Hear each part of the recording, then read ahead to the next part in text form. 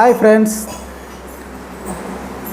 நம்ம பிறரை ஏமாத்துறது எப்படி, ஏமாத்துறணுன்னு நினைக்கும் போதே அது அந்த ஏமாற்றம் நமக்கானதாகவே கூட மாறுறதுக்கு வாய்ப்பு இருக்குது இல்லையா? அது மாதிரி இருக்குது.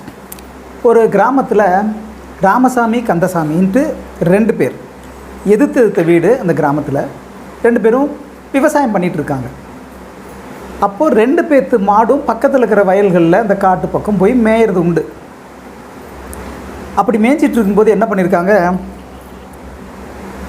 ஒருத்தர் ராமசாமி வேக வேகமாக ஓடி கந்தசாமிகிட்ட சொல்லியிருக்கார், அண்ணே உங்கள் மாடு என் மாட்டை குத்தி வயிற்றில் இருக்கிற குடலெல்லாம் வெளியே வந்துருச்சுன்னே, இது என்னன்னே அநியாயம், அந்த மாட்டை நம்பி தானே நான் இருந்தேன், இப்படி ஆயிடுச்சேன்ட்டு அவர் சொல்கிறார்.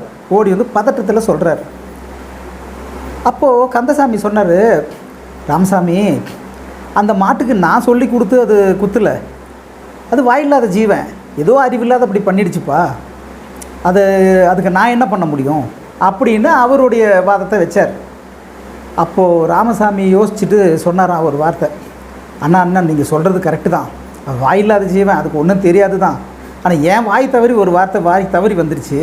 அது என்னென்னா, உங்கள் மாடு ஏமாட்டை குத்தி குடலெல்லாம் வெளியில் வரல, ஏமாடு தான் உங்கள் மாட்டை குத்தி வயிறில் குடலெல்லாம் வெளியே வந்துடுச்சு அப்படின்னு இவர் சொல்லியிருக்கார்.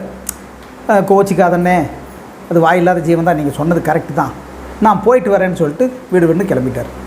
ஆக அந்த பேசுகிற நியாயம் கூட 2 பேருக்கும் சமமானதாக இருக்கணும். உங்களுக்கு ஒரு நியாயம், மற்றவங்களுக்கு ஒரு நியாயம் அப்படின்னு வரும்போது யாருக்காவது ஒருத்தருக்கு அந்த நஷ்டம் வந்தே தீரும். ஓகே நண்பர்களே, அடுத்த வீடியோவில் சந்திப்போம்.